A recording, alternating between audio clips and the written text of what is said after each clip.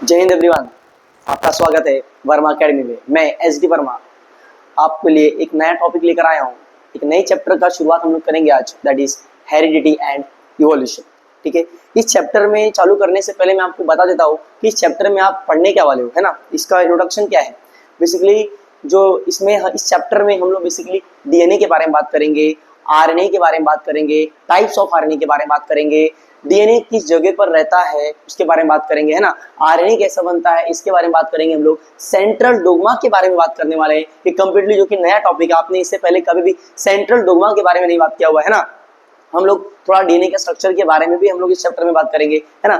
फिर हम लोग जानने वाले हैं कि इवोल्यूशन कैसे हुआ था, है ना। थोड़ा सा इंट्रोडक्शन आपके इस चैप्टर में दिया गया है इवोल्यूशन के ऊपर। ठीक है, पूरा तो नहीं दिया है बट थोड़ा सा छोटा सा टॉपिक जो है इस चैप्टर में बात किया गया है, ठीक है ना, इवोल्यूशन के बारे में। किस तरीके से बेसिकली पहला ह्यूमन जो है वो अराइज हुआ धरती पर, या फिर किससे पहला ह्यूमन हमें देखने को मिला, है ना।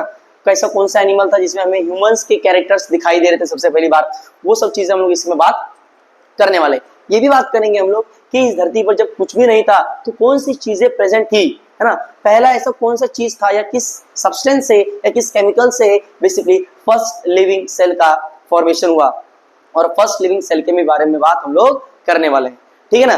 तो बेसिकली ये सब चीजें हम लोग यहाँ पर देखेंगे। ओके, तो स्टार्ट करते हैं। सबसे पहला हम लोग, ठीक है, chapter that is heredity and evolution. अब क्वेश्चन ही उठता है, सर हेरिडिटी एंड इवोल्यूशन समझ में आ रहा है, but what is heredity? Actually में हेरिडिटी है क्या? तो हेरिडिटी कुछ और नहीं बल्कि एक तरीके का प्रोसेस होता है। क्या एक तरीके का प्रोसेस होता है जिसमें बेसिकली बायोलॉजिकल कैरेक्टर्स का ट्रांसफर होता है एक जनरेशन से दूसरे जनरेशन में। जैसे फॉर एग्जांपल मैं हूँ, तो मेरे अंदर बेसिकली कुछ कैरेक्टर्स ऐसे हैं जो बेसिकली मेरे पेरेंट्स से आए हुए हैं, है ना। और उनके अंदर बेसिकली कुछ कैरेक्टर्स आए होंगे जो उनके पेरेंट्स से आए होंगे। तो क्या हो रहा है, कुछ कैरेक्टर ऐसा है जो एक जनरेशन से दूसरे जनरेशन में लगातार क्या हो रहा है, पास हो रहा है। और यही क्या है बेसिकली, यही है आपका हेरिडिटी। समझ में आ रहा है? What is heredity? देखो इधर क्या लिखा है, डेफिनेशन इंपॉर्टेंट है, कई बार एग्जाम में आया हुआ है, तो आपको ये ध्यान में रखना है, ठीक है। ओके, क्या लिखा है देखो, heredity. What is heredity? It is nothing but transfer. किसका ट्रांसफर होने वाला है? किसका ट्रांसफर होने वाला है? Biological characters. अभी बायोलॉजिकल कैरेक्टर्स क्या होते हैं सर? अरे बायोलॉजिकल कैरेक्टर्स जैसे कि मान लो स्किन का कलर होता है ना, आई कलर होता है ना, बेसिकली हाइट होता है ना। बेसिकली ये सब चीजें जो है ये क्या है, बायोलॉजिकल कैरेक्टर्स होते हैं। क्या होते हैं? Biological characters. देखो ना, कभी कभी क्या होता है, मेहमान आपके घर में आते हैं तो आप बोलते हैं कि अरे आपका बेटा तो पापा पे गया है, आपका बेटा जो है या लड़की जो है वो मम्मी पे गई है, या फिर बोलते हैं ना कि आपकी आंखें जो है वो पापा जैसी हैं, ऐसा कुछ बोलते हैं ना। तो दैट इज, वो क्यों बोलते हैं? इसीलिए बिकॉज वो क्या हुआ है, आपके पेरेंट्स में से आपके अंदर आया हुआ है ना। That is nothing but heredity. और इन्हीं कैरेक्टर्स को हम लोग क्या बोलते हैं? बायोलॉजिकल कैरेक्टर्स बोलते हैं। क्या बोलते हैं? Biological characters. देखो क्या लिखा है, ट्रांसफर ऑफ बायोलॉजिकल कैरेक्टर्स। अच्छा, मैंने आपको बताया कि बायोलॉजिकल कैरेक्टर्स का ट्रांसफर हो रहा है, कहां से कहां हो रहा है? एक जनरेशन से दूसरे जनरेशन में हो रहा है, ये चीज ध्यान में रखना है। अच्छा, बेसिकली अब एक जनरेशन से दूसरे जनरेशन में हो रहा है तो उसको ले जाने वाला भी कोई ना कोई होगा, and that is nothing but genes. क्या है? जीन्स को ध्यान में रखना है। What is heredity? Transfer of biological characters from one generation to the next generation via genes. समझ में आ गया? मेरे सर ये जीन्स क्या होते हैं? जीन्स बेटा बेसिकली वो स्मॉलेस्ट सेगमेंट होता है डीएनए का जहां पर बेसिकली एक्चुअल इंफॉर्मेशन होता है, ठीक है ना। हमारे पूरे बॉडी में बात करूं, अगर मैं सेल की बात करूं, तो एक सेल में जो बॉस होता है वो क्या है? That is nothing but DNA. क्या बोल रहा हूँ? डीएनए। और उसी डीएनए में क्या प्रेजेंट होता है? जीन्स। और वही जीन्स में, उसी जीन्स पर लिखा होता है वो कैरेक्टर्स प्रेजेंट होते हैं जो बेसिकली एक जनरेशन से दूसरे जनरेशन में जाते हैं, ठीक है। इसके बारे में आगे हम लोग बात करेंगे। ओके, नेक्स्ट जो हम लोग बात करने वाले हैं दैट इज इवोल्यूशन। किसके बारे में बात करने वाले हम लोग? इवोल्यूशन के बारे में बात करेंगे। यहाँ पर तो हम लोग बेसिकली इंट्रोडक्शन देख रहे हैं। आने वाले टॉपिक में जब हम लोग पूरे तरीके से हेरिडिटी पढ़ लेंगे तब इवोल्यूशन और हम लोग थोड़ा डिटेल में देखेंगे, ठीक है। तो व्हाट इज इवोल्यूशन? इवोल्यूशन क्या बोल रहा है देखो, gradual change occurring in living organism. क्या बोल रहा है कि लिविंग ऑर्गेनिज्म में ग्रेजुअल चेंज हो रहा है। ग्रेजुअल चेंज का मतलब क्या होता है? ग्रेजुअल चेंज का मतलब है progressive change. What is progressive change? Slow change. मतलब जो चेंजेस हो रहे हैं ऑर्गेनिज्म के अंदर वो धीरे धीरे धीरे हो रहा है, और ये चेंजेस इतना धीरे हो रहा है ना कि आपको पता भी नहीं चल रहा है ना। ये स्लो, इतना चेंजेस जो चेंज हो रहा है ना, ये इतना धीरे हो रहा है कि आपको पता भी नहीं चल रहा है ना। और आने वाले समय में कई लाख साल बाद, कई हजार साल बाद बेसिकली जब एक ऑर्गेनिज्म में लगातार चेंज हो रहा था 1000 साल तक और फाइनली वो ऑर्गेनिज्म किसी दूसरे ऑर्गेनिज्म में बदल जाता है, and that is nothing but, इसी को हम लोग क्या बोलते हैं, इवोल्यूशन। क्या बोल रहे हैं, evolution. What is evolution? The gradual change. Gradual change मतलब स्लो चेंज, प्रोग्रेसिव चेंज, समझ में नहीं? ऑकरिंग किसमें हो रहा है ये चीज? अरे किसमें हो रहा है? डेफिनेटली ये लिविंग ऑर्गेनिज्म में हो रहा है। अब मैं लिविंग ऑर्गेनिज्म बोल रहा हूँ तो प्लांट और एनिमल दोनों की बात कर रहा हूँ, ठीक है।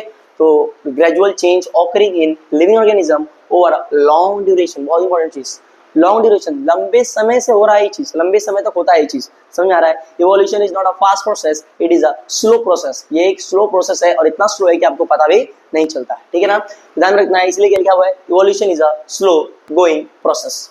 डन है? ओके, आगे बढ़े। ओके, और देखो क्या लिखा हुआ है, जो मैंने आपको लिखा है मोटा मोटा बेसिकली तीनों का मतलब क्या सेम ही है, ठीक है, बस लिखने का जो तरीका है वो अलग अलग है।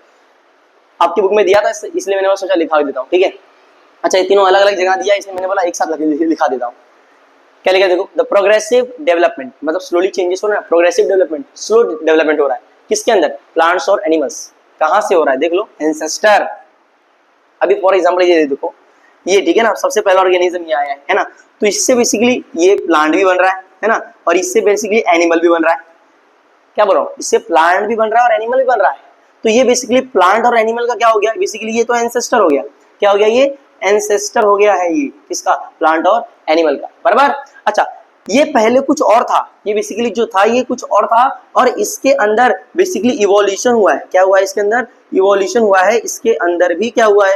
इवोल्यूशन हुआ है, और तब जाके बेसिकली ये एक प्लांट में और ये एक एनिमल में कन्वर्ट हो रहा है ना। बेसिकली तो चेक करो ना, इनके अंदर तो डिफरेंस भी है ना, इनके अंदर तो क्या है, डिफरेंस भी है। तो वही लिखा है, from the ancestor having different structural and functional organisation, मतलब as compared to the plants, ये जो एंसेस्टर है इसके अंदर स्ट्रक्चरल और फंक्शनल ऑर्गेनाइजेशन का जो है वो क्या है, डिफरेंस है। सेम फॉर द एनिमल्स, इस एनिमल में जो कैरेक्टर्स हैं और एंसेस्टर में जो कैरेक्टर्स है वो कंप्लीटली क्या है, डिफरेंट है। समझ में आ रहा है? दिस इज नथिंग बट, ये था इवोल्यूशन और ये था आपका हेरिडिटी, ठीक है। अच्छा, कुछ साइंटिस्ट के बारे में भी हम लोग इस चैप्टर में बात करने वाले हैं, इंपॉर्टेंट है, ध्यान में रखना है, कभी भी मैच द कॉलम पे क्वेश्चन आ सकता है, ठीक है ना, तो उसके लिए हमें हमेशा रेडी रहना है, ठीक है। जिसको टॉप करना है भाई वो तो पूरा पढ़ेगा, है कि नहीं? जिसको टॉप करना है वो तो पूरा चैप्टर अच्छे समझ में आएगा, अच्छे समझेगा, है ना। ओके, तो क्या लिखा है, scientist you have to study, कौन कौन से साइंटिस्ट के बारे में बेसिकली आप इस चैप्टर में बात करने वाले हो, ठीक है ना। तो सबसे पहला जो साइंटिस्ट आप बात करने वाले हो that is Grigor Johan Mendel, है ना। ये कौन है, क्या इन्होंने किया था, ये सब के बारे में आगे जब एक एक करके साइंटिस्ट के बारे में पढ़ेंगे तभी बात करेंगे, ठीक है। अभी फिलहाल ध्यान में रखो कौन से साइंटिस्ट के बारे में आपको स्टडी करना है, that is Grigor Johan Mendel, ठीक है। नेक्स्ट क्या है, ह्यूगो डे व्रिस, फिर वॉल्टर शटन, क्या बोल रहा हूँ, वॉल्टर शटन। ये तीन साइंटिस्ट का एक डिस्कवरी है, तीनों ने मिलकर डिस्कवरी एक साथ किया हुआ है, इसलिए मैंने इस तरीके से लिखा हुआ है, ठीक है ना। तो सोचो, जो भी आपके टेक्स्ट बुक में लिखा हुआ है ना उसको मैं कंप्लीटली माइंड मैप के फॉर्म में कन्वर्ट करके दे रहा हूँ ताकि पढ़ने में आसानी हो जाए, समझेंगे। जो भी देखो स्टेटमेंट लिखा रहता है तो जल्दी समझ में नहीं आता है, पर हाँ अगर उसको माइंड मैप में कन्वर्ट कर दिया जाए, फ्लो चार्ट में कन्वर्ट कर दिया जाए तो बेसिकली वो पढ़ने में क्या हो जाता है, आसान हो जाता है। वही चीज मैं करने के लिए आया हूँ, ठीक है ना। ओके, जितना ईजी हो सकता है उतना ईजी मैं बनाने की कोशिश कर रहा हूँ, ठीक है। तो ओसवाल्ड एवरी मैकलिन मैकार्टी और कॉलिन मैकलियॉड, है ना, खतरनाक साइंटिस्ट का नाम है ना, हाँ लेकिन याद तो करना पड़ेगा बेटा, ठीक है ना।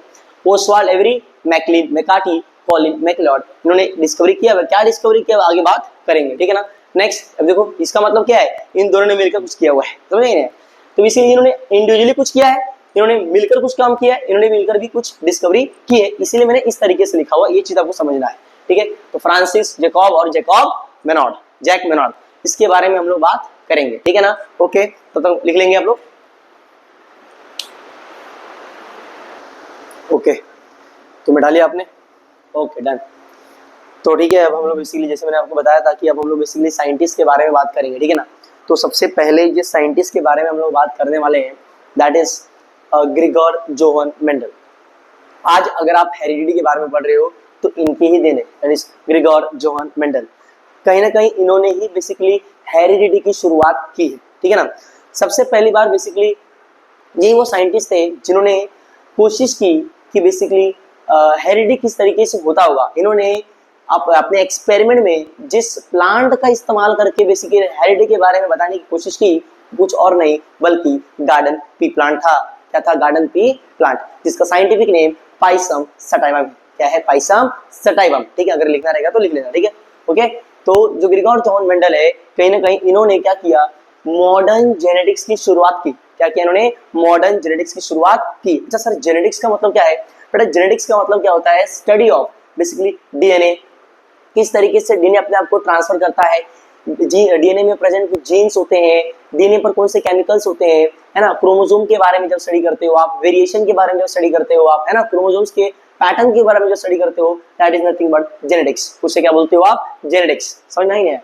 इसीलिए इन्हें क्या कहा जाता है? फादर ऑफ जेनेटिक्स, क्योंकि जेनेटिक्स की शुरुआत ही किसी ने की? इन्होंने की। पायनियर का मतलब क्या है? पायनियर का मतलब है पहली बार, है ना। पायनियर का मतलब क्या होता है? पहली बार, मतलब पहली बार जेनेटिक्स की शुरुआत किसने की? इन्होंने, that is Grigor Johan Mendel. Okay, next हम लोग बात करने वाले हैं किसके बारे में? ह्यूगो डे व्रिस। किसके बारे में बात करेंगे? ह्यूगो डे व्रिस। इन्होंने क्या दिया? इन्होंने बेसिकली म्यूटेशन थ्योरी दिया। क्या दिया? म्यूटेशनल थ्योरी दिया। क्या आपको पता है म्यूटेशन का मतलब क्या होता है ना? म्यूटेशन, यहाँ पर वर्ड लिखा हुआ है म्यूटेशनल थ्योरी। क्या लिखा हुआ है? Mutational theory. म्यूटेशनल थ्योरी का मतलब, म्यूटेशन का मतलब क्या होता है? Sudden genetic change.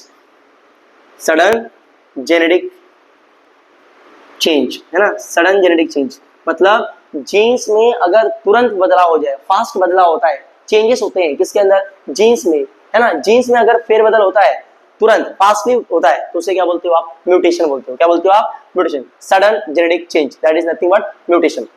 तो म्यूटेशन के बारे में बेसिकली ह्यूगो डे व्रिस ने बताया था, और इसी को उन्होंने एक थ्योरी के फॉर्म में दिया है, and that theory is mutational theory, जो इन्होंने 1901 में दिया हुआ है, दैट इज 1901 में दिया हुआ है। ठीक है ना। नेक्स्ट हम लोग बात करने वाले किसके बारे में? वॉल्टर शटन के बारे में बात करेंगे। किसके बारे में बात करेंगे? वॉल्टर शटन के बारे में हम लोग बात करेंगे। ठीक है ना। इन्होंने क्या दिया है? Chromosomal theory of inheritance. मतलब इनहेरिटेंस का मतलब क्या है? Process of passing of biological characters from one generation to the next generation, बराबर। तो इन्होंने बताया कि बेसिकली ये चीज कर कौन रहा है? जो बायोलॉजिकल ट्रांसफर है, बायोलॉजिकल कैरेक्टर्स का जो ट्रांसफर है, हमने पढ़ा है कि वो वाया जीन्स होता है। किससे होता है? Via genes. बट ये वाया जीन्स किसके थ्रू जा रहा है? ये बेसिकली जा रहा है क्रोमोसोम्स के साथ। किससे जा रहा है? क्रोमोसोम्स के साथ जा रहा है। समझ में आ रहा है? नहीं आ रहा है? ठीक है ना। तो बेसिकली वॉल्टर शटन ने क्या दिया है? Chromosomal theory of inheritance. ठीक है ना। क्या इन्होंने बताया इस थ्योरी में? इन्होंने क्या बताया इस थ्योरी? इन्होंने बताया कि genes are carried via chromosomes. Genes किसके थ्रू ट्रेवल करते हैं एक जनरेशन से दूसरे जनरेशन में? That is nothing but chromosomes. क्या बोल रहा हूँ? क्रोमोसोम्स के थ्रू बेसिकली एक जनरेशन से दूसरे जनरेशन में जीन्स वो जो है वो ट्रेवल करते हैं। ठीक है ना।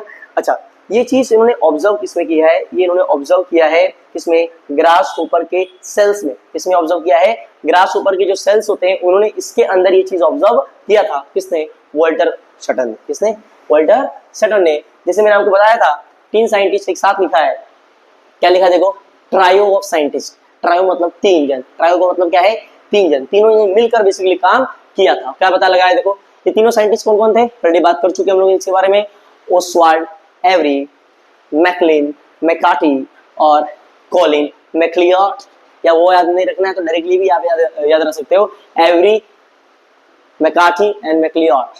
Every McCarty and MacLeod. ठीक है। इन्होंने क्या प्रूफ किया? इन्होंने प्रूफ किया all living organism have DNA as a genetic material. इन्होंने बताया कि जितने भी ऑर्गेनिजम्स इस धरती पर प्रेजेंट है, उन सब का जेनेटिक मटेरियल क्या होता है? That is DNA. क्या होता है? डीएनए। और इसी चीज को बेसिकली इन्होंने तीनों ने मिलकर बताया था। ठीक है ना। लेकिन ऐसा बाद में ये चीज थोड़ा सा गड़बड़ हो जाता है। क्यों? क्योंकि ऐसे ऑर्गेनिजम्स भी है जिनका जेनेटिक मटेरियल आरएनए होता है। तो ये अगर ये वर्ड यूज करना दैट इज ऑल, ये गलत है ना। Most of the word use करना सही है, क्योंकि मोस्ट ऑफ द ऑर्गेनिज्म जो धरती पर प्रेजेंट रहते हैं उनका जेनेटिक मटेरियल डीएनए हो सकता है, बट ऐसा नहीं है कि किसी का भी जेनेटिक मटेरियल आरएनए नहीं है।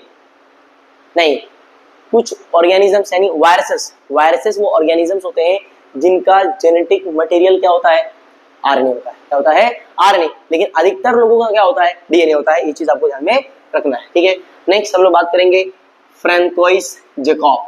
क्या बोल रहा हूँ? फ्रैंकोइस जैकब और जैक मोनार्ड। इन्होंने क्या किया? इन्होंने एक मॉडल दिया, और इस मॉडल में उन्होंने ये बताया कि बैक्टीरियल सेल्स के अंदर किस तरीके से प्रोटीन का सिंथेसिस होता है डीएनए की मदद से। और बस सुनना क्या बोल रहा हूँ। इन्होंने फ्रांसिस जेकॉब और जैक मोनार्ड ने बेसिकली एक मॉडल दिया और उस मॉडल में उन्होंने ये बताने की कोशिश की कि बैक्टीरियल सेल्स के अंदर प्रोटीन का सिंथेसिस कैसे होता है, किससे, डीएनए से। समझा? तो डीएनए से प्रोटीन किस तरीके से बनता है ये इन्होंने बैक्टीरियल सेल्स के थ्रू बताने की कोशिश की। ठीक है ना? ओके। अच्छा, इसके अलावा बहुत इंपॉर्टेंट चीज, ये बहुत इंपॉर्टेंट चीज है क्या, हेल्प टू अनकवर। अनकवर का मतलब समझते हो? अनकवर मतलब राज, जो राज दबे हुए थे, जो राज डीएनए में दबा हुआ था, जो राज बेसिकली क्रोमोसोम में दबा हुआ था, उसको खोलने में, उसको पता लगाने में बहुत इंपॉर्टेंट रोल प्ले किया इन्होंने। किसने? जैकब और मोनार्ड ने। ठीक है ना? तो help to uncover the genetic code hidden in the DNA. DNA में ऐसा कुछ तो है, डीएनए में ऐसा कुछ तो है जो बहुत सालों से छुपा हुआ था, उसको ही पता लगाने में बेसिकली इन साइंटिस्ट ने मदद किया है और उसे हमने क्या बोला है, जेनेटिक कोड। और इस जेनेटिक कोड के बारे में हम लोग आने वाले लेक्चर्स के बारे में बात करेंगे, लेकिन उससे पहले भी समझना हमें जरूरी है डीएनए, क्योंकि अगर हमने डीएनए नहीं समझा तो हमें जेनेटिक कोड नहीं समझ में आएगा। समझ में आएंगे? तो आने वाले लेक्चर्स में, यानी अगला लेक्चर जो होने वाला है वो बेसिकली डीएनए पर होने वाला है, डीएनए के स्ट्रक्चर पे होने वाला है, डीएनए के उस मॉडल को किसने दिया जो आज भी हम लोग पढ़ते हैं। समझ में आ रहा है? तो अपनी क्यूरियोसिटी को बनाए रखें और पढ़ाई करते रहें। मिलते हैं नेक्स्ट लेक्चर में, तब तक के लिए जय हिंद।